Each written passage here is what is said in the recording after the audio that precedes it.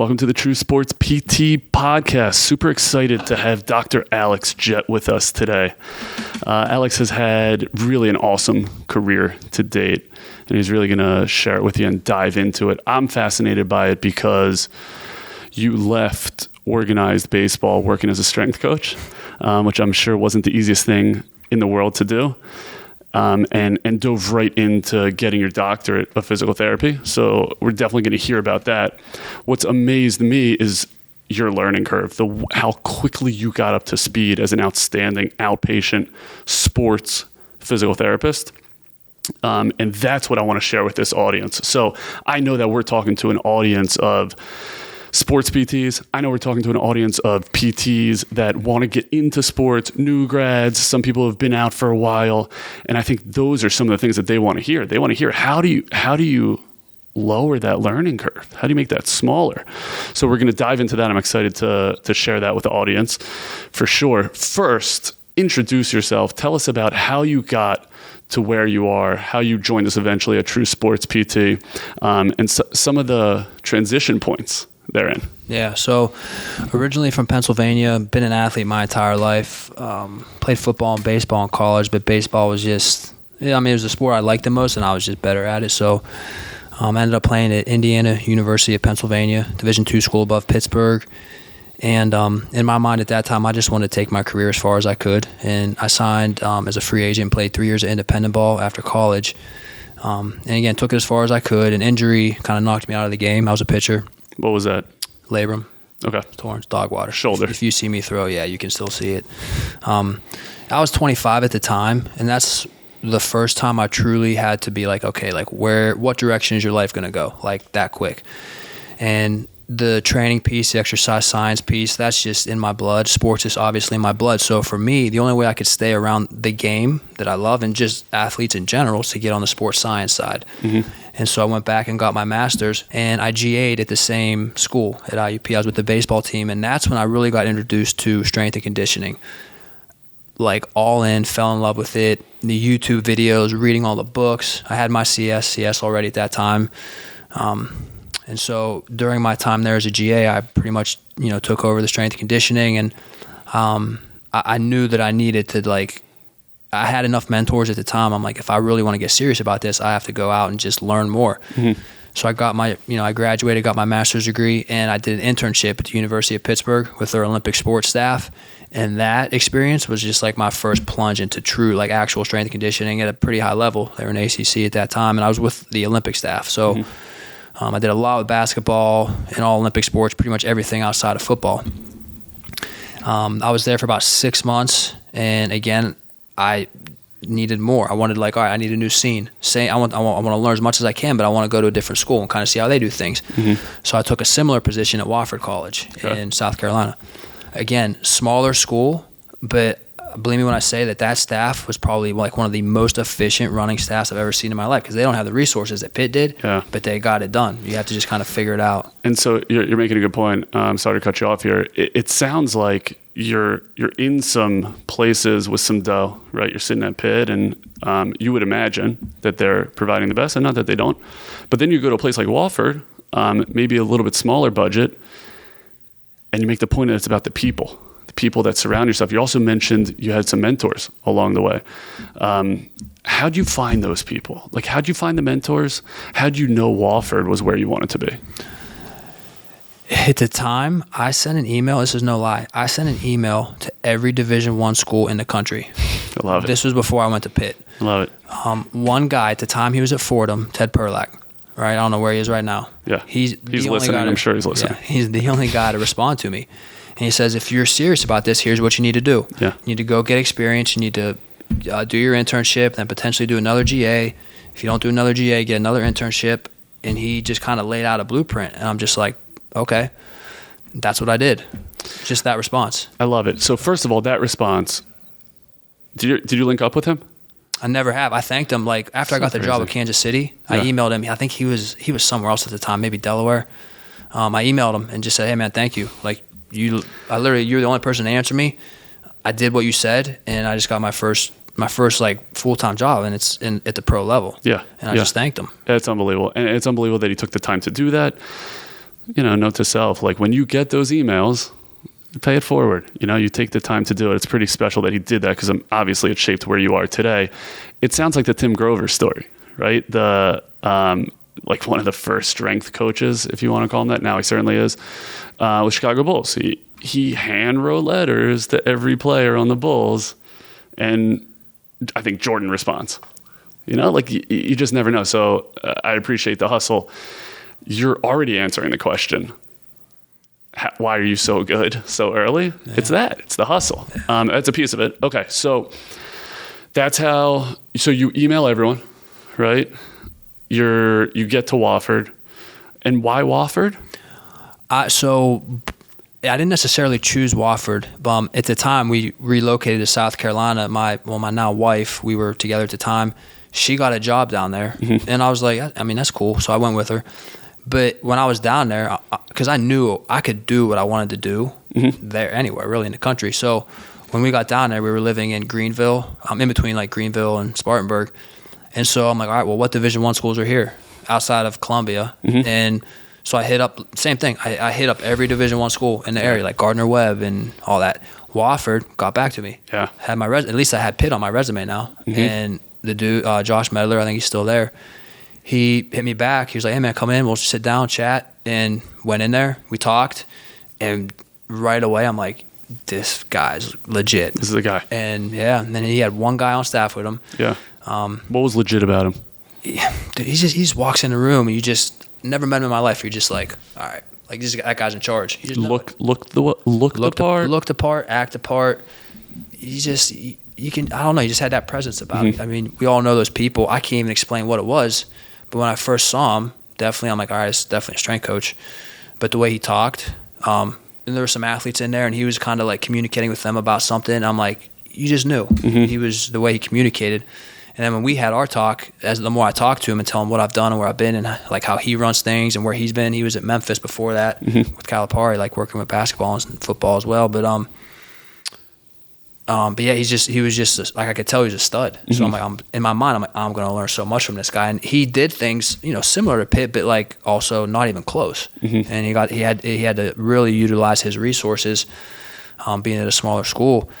And so, I just picked his brain and got in there. And I was working with football a little bit at that time because it was just him and one other guy, and he had all the sports. It's amazing. Those bigger schools have football only and then all their Olympic stuff. So, but yeah, man. So that job, and then so I was there for maybe like 4 months, we'll say. And so now I'm like, I think I'm ready for a full-time job. Okay. And so I'm like, all right, well, where do I want to go? Do I want to stay in college? Do I want to go somewhere else or whatever? So yeah. How did you know you were ready? Because I think that's something that younger people in the profession, sometimes I see it, they think they're ready way before they are. How do you know that you were ready? What's a good sign for people listening to say, you know what, you're ready? It's a good question. I don't know, man. Honestly, whenever I got to the point where I could walk in the door, have 60 athletes in front of me, and my first thought isn't just like, okay, what am I gonna? It was just like I walk in, I'm like, let's go, bang, bang, bang, bang. But everybody I don't really say much, and everybody's just kind of going where they need to go. I'm like, and then I like my cues. I felt comfortable with my cues for the big stuff. I just felt like I could program good enough for the, depending on the time of year, for the sport. Working with athletes coming off an injury, I've kind of seen enough at that point where in my mind, I'm never gonna stop trying to figure it out. But I just had this calming presence now. When I walk into the door, I'm good. Yep. That's kind of was it for me, and I don't. Love it. There's no timeline. Yep. And believe me, like between all that, it's not just me like going and working with athletes, and like I'm still reading books, I'm still reading articles, I'm still trying stuff on myself to be like, well, how does this feel? Because if I don't feel it, I can't coach it. Like I'm just doing little things because I wanted it, right? And I wasn't going to stop till I got a job in pro. At the pro level, I knew it was probably going to be baseball. Yeah.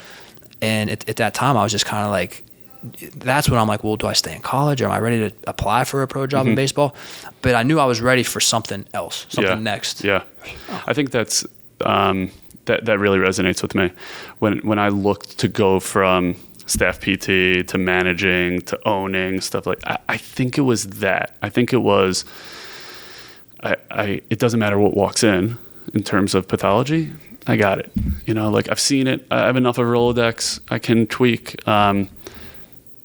what's next, Yeah. right? And I got some great advice early on, not that you asked, but I'm happy to share, a respected PT, a guy who I had followed my entire career, his entire career. I was like hounding him when I was in grad school. I was hounding him on business. Like, how do you run this thing? How many patients an hour?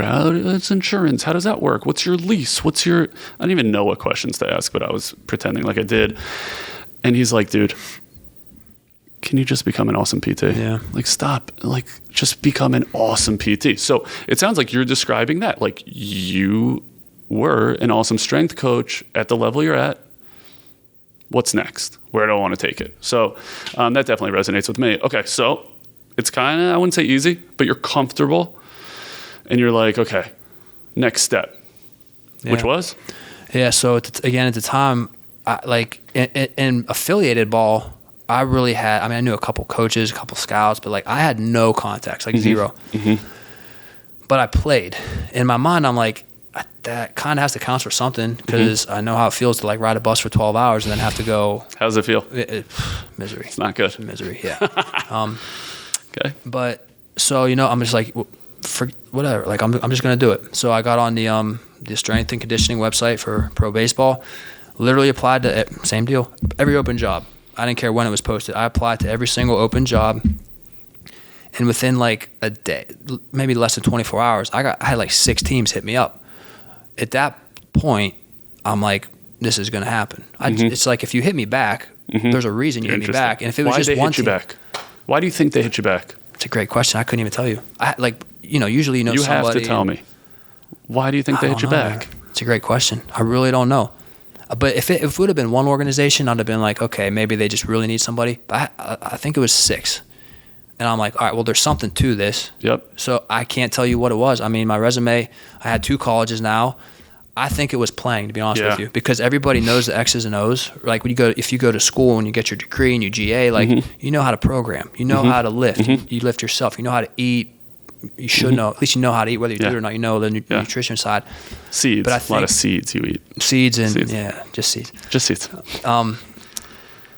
But I guess if I had to answer that, I think is because I played at a moderately high level. Yeah. And I understand the game enough to where, a guy walks in the door and if I look at him, I just know he, let's just say he's a pitcher. Obviously, you know what work he has, but maybe he's not a pitcher. Maybe he's a bench guy or a role guy, and he doesn't do much throughout the week. But then all of a sudden, he gets his, he's in the lineup, and maybe he does more than he has in a while, and he doesn't.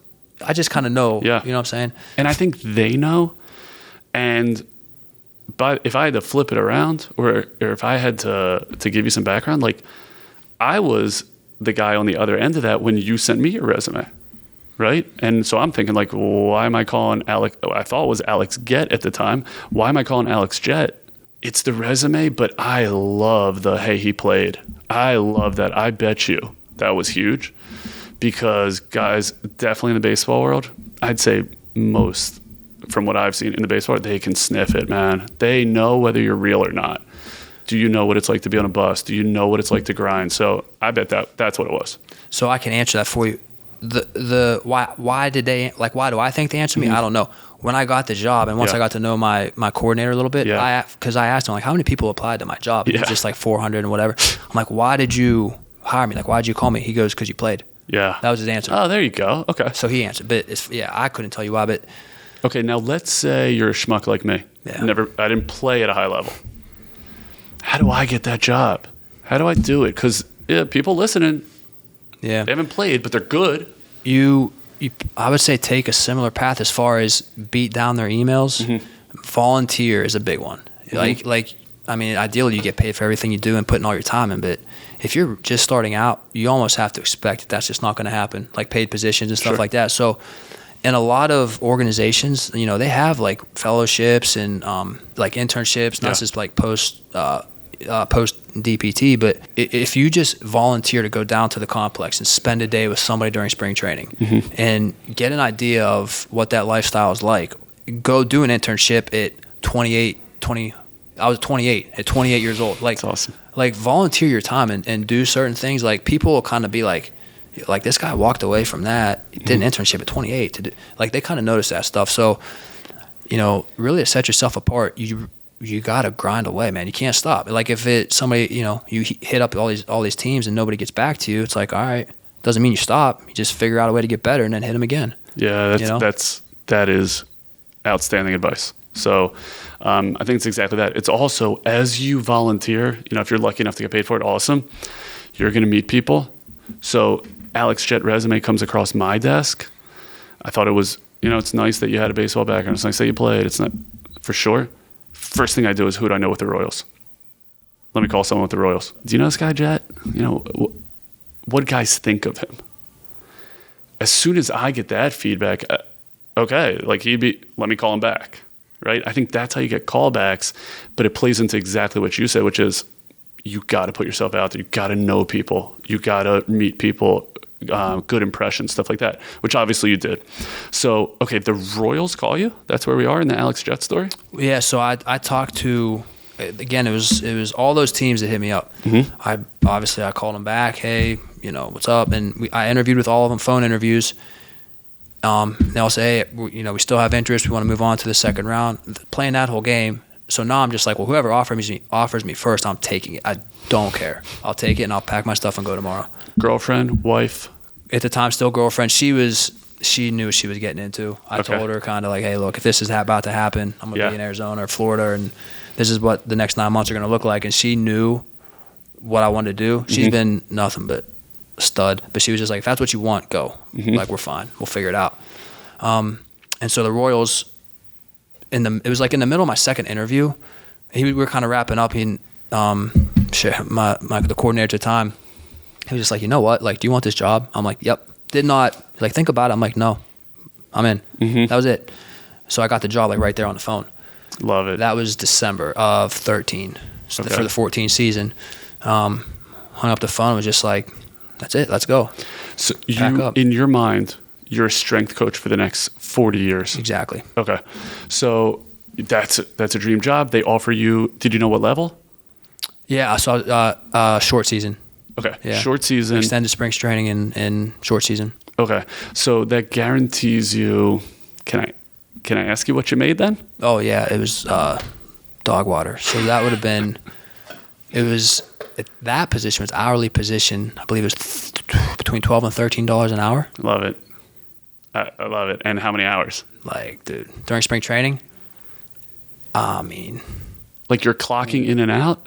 Yeah. I love it. Yeah, timesheets we all did. So we are there, let's say we start 6:30. Pretty much every day we start, we're pretty much finishing close to that. So you're thinking like close to 12-hour days, 7 days a week, off days sprinkled in here and there, kind of do the math. How many months?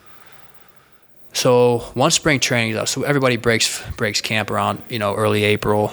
And then extended spring training, just a whole, like it goes from madhouse to like morgue. Mm-hmm. Like no, mm-hmm. You got your injured guys and then your younger players. So it changed, but then I was at the complex still for until the draft, which is in June. And then everybody reports to their short season team. So it's how many months a year that they guarantee? They say, hey, we're going to pay you hourly. Is that year round? Seasonal. It's seasonal, and then you have an option to go out to Arizona in the off season, mm-hmm. which is instructs and fall. So like there is no stop. Okay. But for me, it was a seasonal gig, and I had the option to go out to Arizona and help out here and there. That first year, I didn't go out for instruction or anything like that. So I had a couple months off, and I was literally right back for spring training. Yeah, I love it. And when I talk to other pro athletes, and they always ask about baseball stuff, what's it like to make it in the bigs? I just had this conversation last night with a linebacker. He is a little bit of a baseball guy, and he's asking like, what's it like? How hard is it to make the bigs? And I'm like, dude, it's like decimal points make it, right? Mm-hmm. He's like, well, why? How does it work? I'm like, the truth is, and who told me this? I think it was a pitcher in the Nats organization. He said, it is just a contest as to who can stay poor the longest. And like, it sounds like it's not different on the like admin side or the staff side, right? Like, how long are you going to grind for $12 an hour? Yeah. And so how long did you do it? I did it. So I did it for that season. And it's like they have the option if they want to bring you back. It's not like you're coming back. But they obviously they wanted me to come back, and I didn't hesitate. I'm like, again, I didn't care. Yeah. I'm like, yeah. And I got my raise, which it was a raise, it was Peanuts. something. Yeah. But I moved up to high A for the next season. So and what's it like? What's the day-to-day like? Because when I came out of grad school, I'm thinking like, that's a dream, right? Like working in the minors, that's a dream. What's it like? What's the day like? You said 6 to 6? And so in spring training, I mean, everybody's in one spot from rookie level to the big league guys. We're all in one spot. Our complex was in Arizona. Okay. And usually, obviously, we're on the minor league side. I would say 6 to 6:30 every day. We're starting. I mean, in their setup, first guy rolls in for business, right? That's when you start. And then some days end sooner than others, but usually we were wrapping up between 5 and 6 that night. And then we're tearing everything down, cleaning everything up. And then we have our staff meeting. And it's like, well, what do we got tomorrow? Getting things kind of ready for the next day. And there is no, there are no weekends. There are no off days. Here and there's an off day. I'll take it. But for the most part, 7 days a week and you just go. And so that's spring training. That's spring training, okay. Yeah, so in the season, in my position in rookie ball, it's different. Like you're traveling, you have your home stands and whatnot. So those days are a little bit different. When you're at home, right? The game, weeknight game's gonna be 7:05 first pitch. Saturday, Sundays, getaway days. Those will be maybe your afternoon games. And so guys will start. I would get to the complex at like 11, 12-ish, because definitely the start of the night before is going to come in and want to lift early. So you got to be there.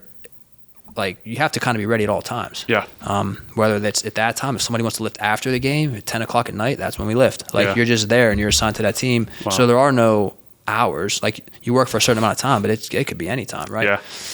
Yeah. So like I'm there at the stadium from like noon, say 11 to noon, till the end of the game. And then again, it's like guys come in and lift when they need to lift. During BP, I may have a guy working on whatever. Yeah. But it kind of goes around the player schedule. Yeah. And then obviously the easy part is watching the game. You get free tickets every night. So you're just watching good baseball. And then anybody that would get injured, the AT would handle it. And then if they needed me underneath, like I would go under the stadium, help them out with whatever. Pitcher that comes out of the game, I would go underneath and do all their arm care, get a quick flush in. Sometimes guys would want to lift like now. And at that level, high A, I mean, once you get through that low A barrier, high A, you're like one call away from double A. I give them a little bit more freedom because you're a prospect at that point. So if a guy wanted to lift right then and there, I'm just like, let's go. And we would train. Like, man, I loved it, man. I'm in my element there. Yeah. So okay, so let's get a little clinical there.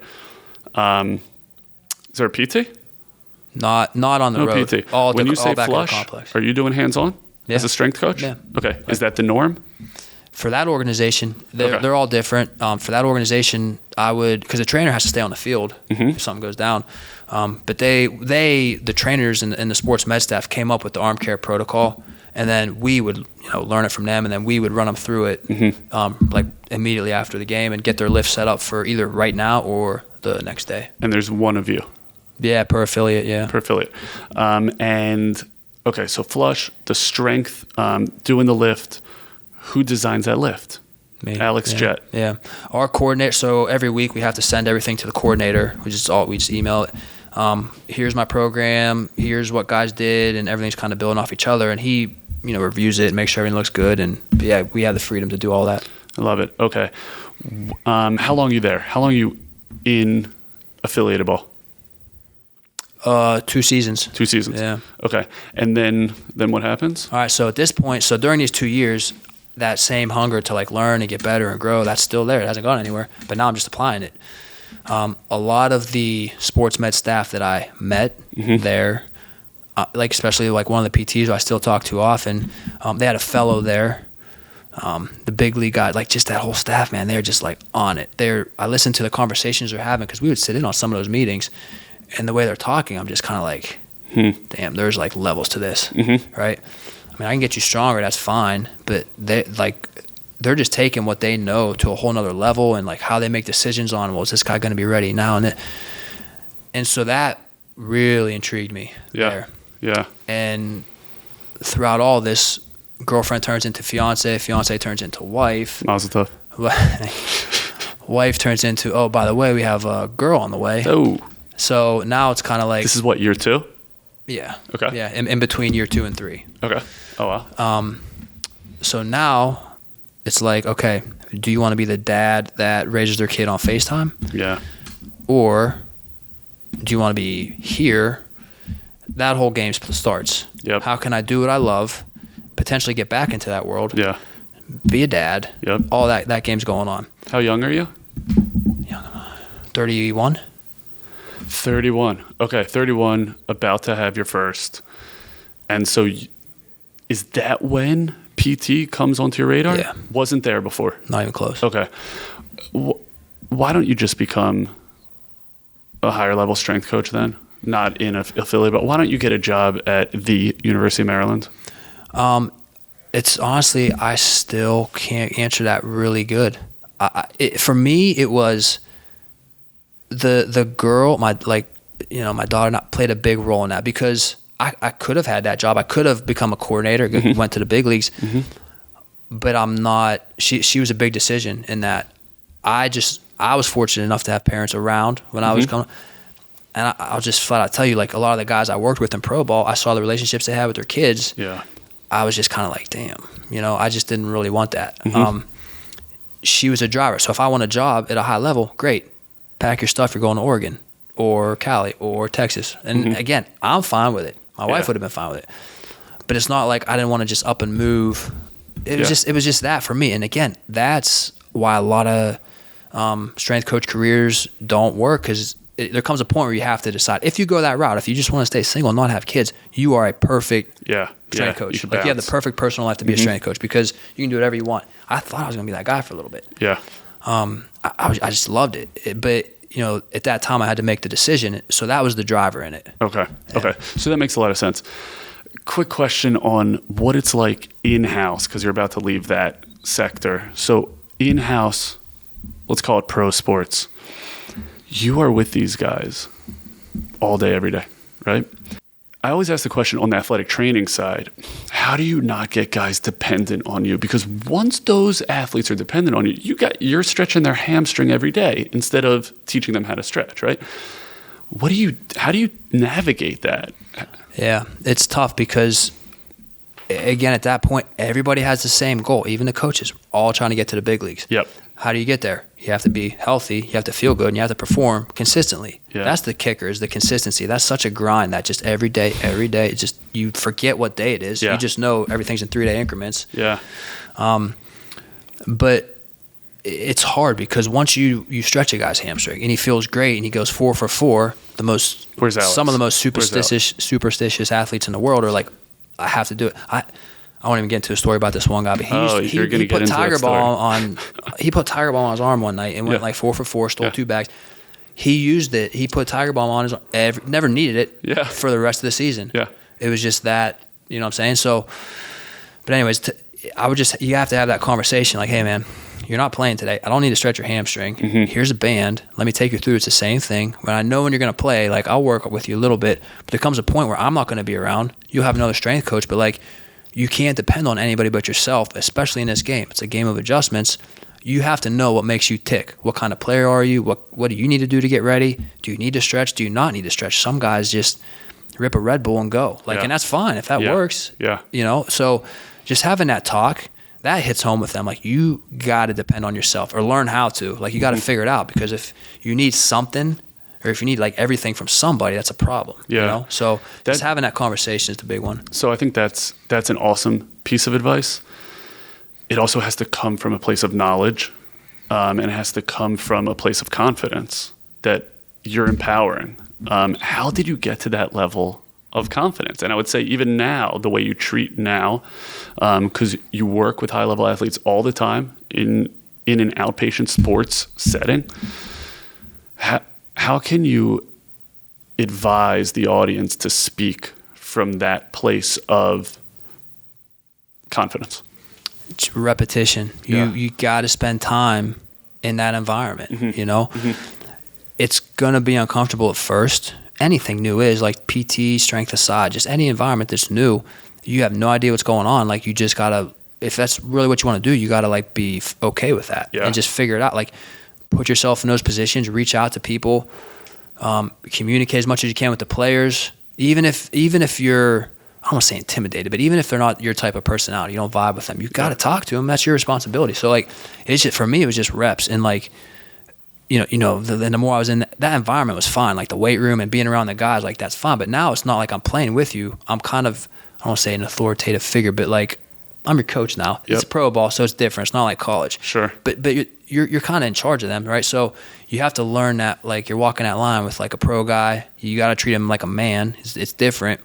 But once they know you're there to help them and you're not an absolute idiot, like, that's the big thing. But the comfort level just comes with time. You have to put in the time in those environments. And then it's just like anything else. You're dealing with, you got like big leaguers, AAA guys. It's just like, you're baseball players. Yeah. You're 20 years old. Yeah. Just go talk to them. Yeah. It's fine, Yeah. They a lot of times, you forget, like, they don't know the best thing they need for their hamstring or their oblique or whatever. Yeah. They have no idea. They just know how to crush a ball or throw and whatever. So, like, you're just that piece to help them with their career. Once you kind of look at it like that, don't look at it as any more than that. It's pretty straightforward. I love it. I love it because it works in this setting too. It works in the outpatient sports world because they're going to be tough personalities. They're going to be tough athletes. They're going to be, arrogant individuals. They're going to be a bunch of schmucks. They're going to be like sweet old ladies that walk into your sports clinic.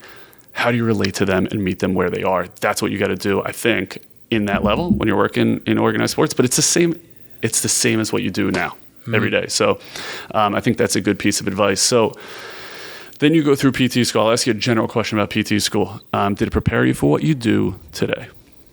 On the clinical side, on the table, 150%, absolutely. That sounds like an awesome grad school. How the hell did you find that? Because that was tough for me. Shenandoah. In Virginia, Winchester, Virginia. Okay.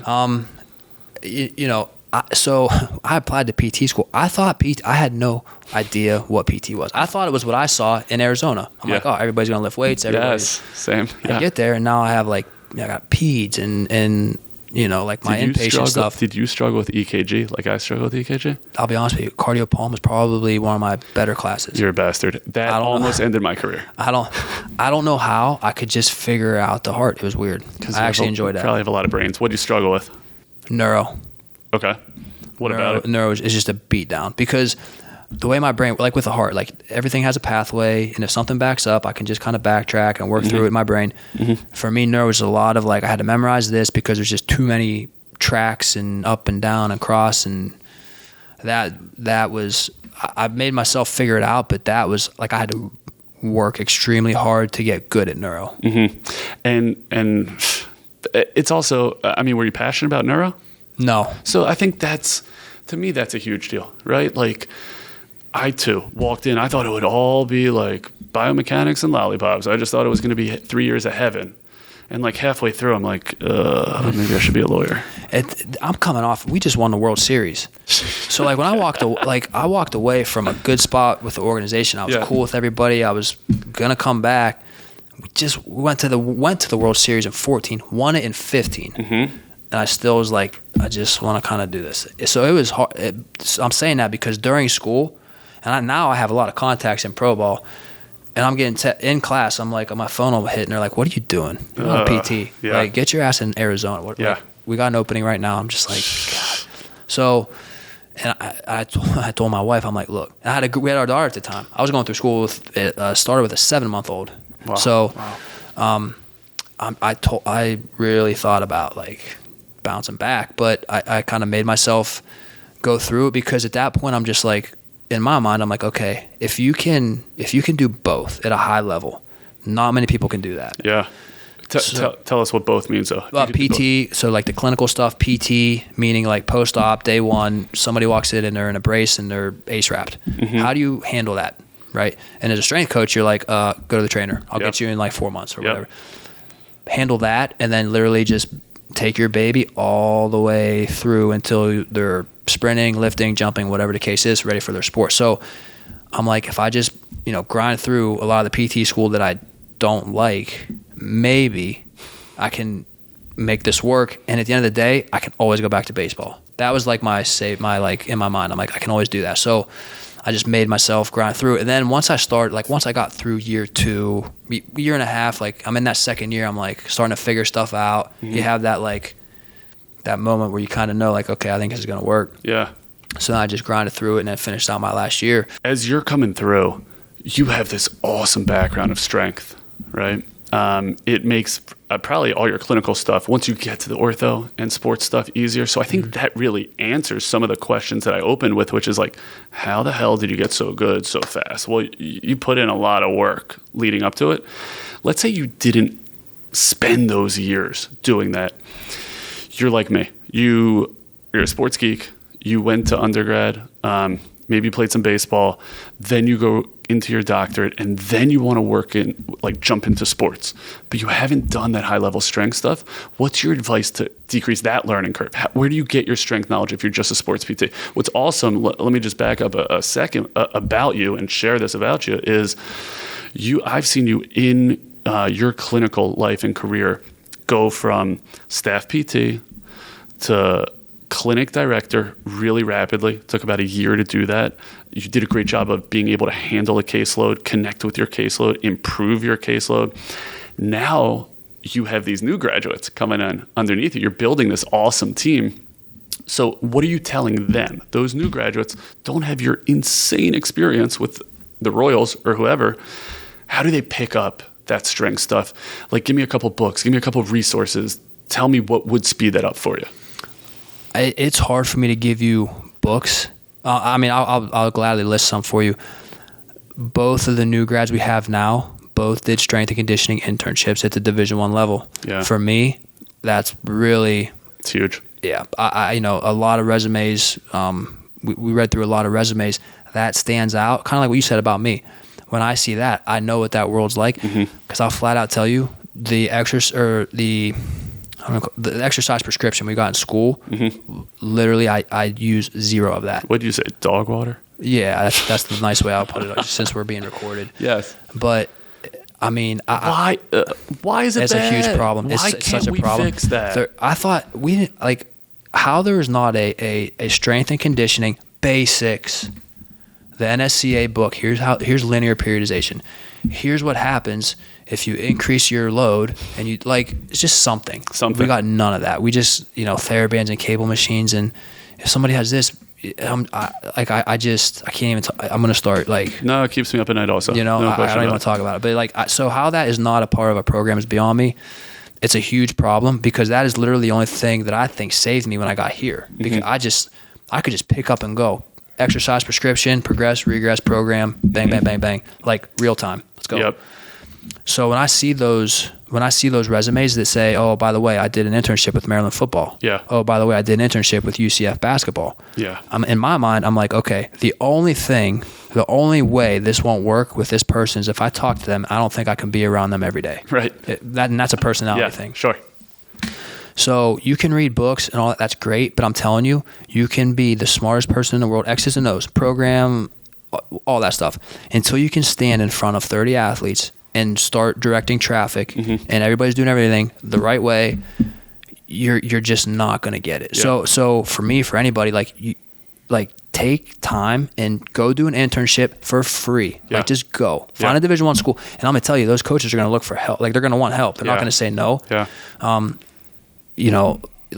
For me, even if you don't have to do an internship, go do a site visit, spend a day maybe, and just see what an actual a coach, an actual coach, a strength coach, because it's different. It's a different world. Spend a day with them and see if you maybe want to dive into an internship. Even virtual internships now are a thing. So you have to do something in that regard. It's going to pay you exponentially in the long run if you really want to make a difference on this end in the sports world. Yeah. Because everybody turns into a strength, every case turns into strength and conditioning at a certain point. At every point. Right? Yeah. At every point. And that's what drives me insane about when we look at the early post-op. Don't forget your strength and conditioning principles. There is dosages that we know we need to increase his range of motion, right? Stop with your 3 sets of 10, right? Stop with your quad sets for 3-second holds. You want time under tension. I know there's not a lot of tension there. but it's a volitional contraction. Make that quadricep scream. Yeah. I think that's totally worthwhile. It's also, I think, and correct me if I'm wrong, if I'm putting words in your mouth, you're describing you want them to have that internship, but then you also said, just go in shadow, right? And I think what you're describing is you want some proof of grit. You want some proof that they have worked hard. And so I would just piggyback on that. Like, maybe you didn't have the opportunity to do some high-level strength stuff, but if you want to get into sports rehab and you don't have this insane background that you're bringing to light, Alex, I want to see something that you did that's tough. I want to see where you put yourself out a little bit and you had to work, and maybe that's not in sports. Maybe it's, I don't know, you're at a homeless shelter, 40 hours a week or something crazy, right? But like working hard, overcoming, showing that you had to do something to get to your desired goal, because I can mold that, I can teach you. I can teach you how to be a great sports PT. And I think that's something you and I need to work harder on, is getting those new grads, getting those students, which we're really doing here a lot now, and giving them outstanding strength and conditioning principles. I think some of it falls on the CI. Looking back at graduate schools, they have to cover everything. Yeah. They don't know where Alex Jett's going to work. He says sports, but maybe he's going to go work at the VA, right?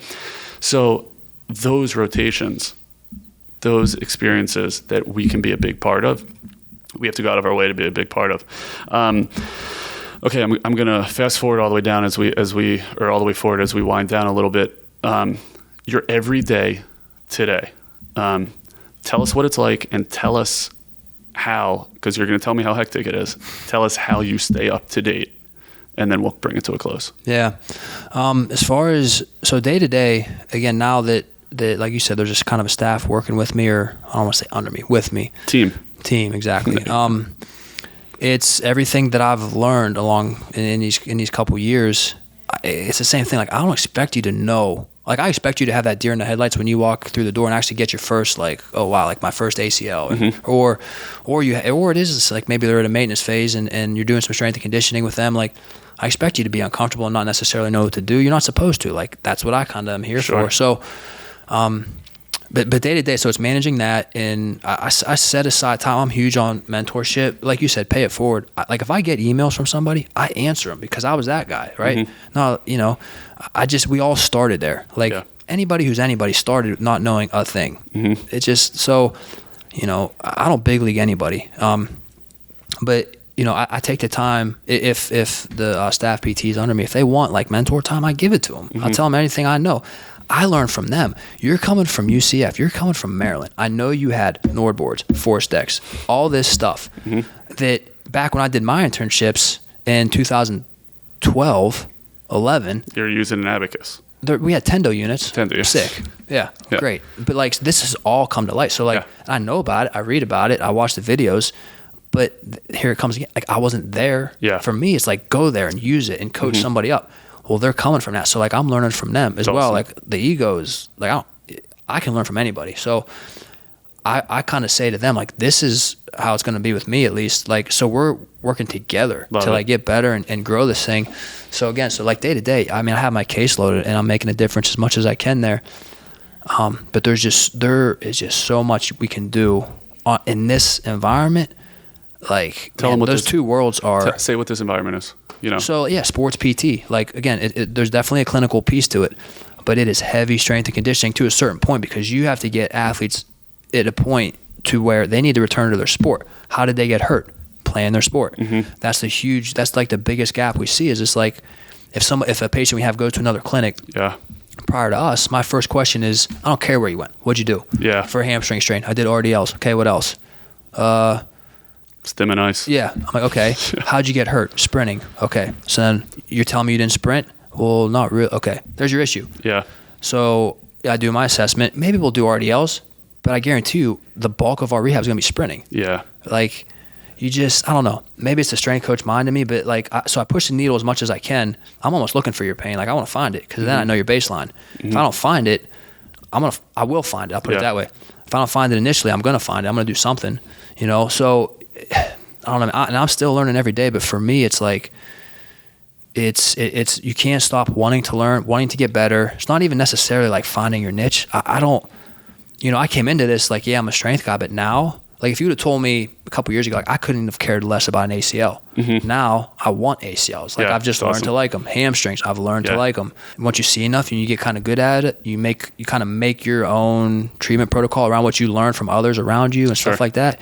You eventually start to be your own PT, your own coach or whatever. And then you just but just rinse and repeat. I love it. Go. So, and so just to distill that all the way down, the way you stay current is you have an uncanny ability to learn from everyone around you. And so now your time in the clinic isn't just teaching, it's learning, which is awesome. I bet you there are also some things you do on your own time, like listen to the performance, rehab, and strength training podcast. I think that's a great one.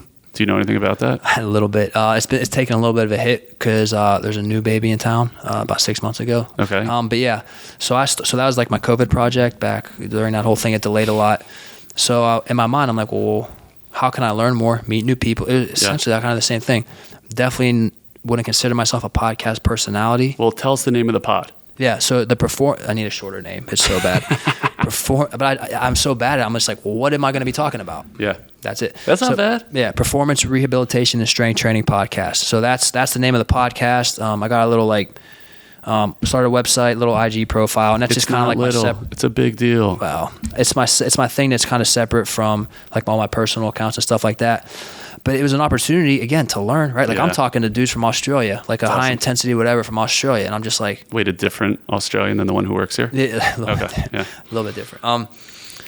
But it's just like, I'm learning, right? And then I'm applying stuff. And it was a cool little side gig. I enjoy it. You just meet people and... Dude, you are a creator. You created that opportunity to learn from others. Yeah. That is... The theme that I have just heard over and over during our talk here is you're willing to work hard to create something for yourself, for your family, which is so respectable. It's really awesome to see.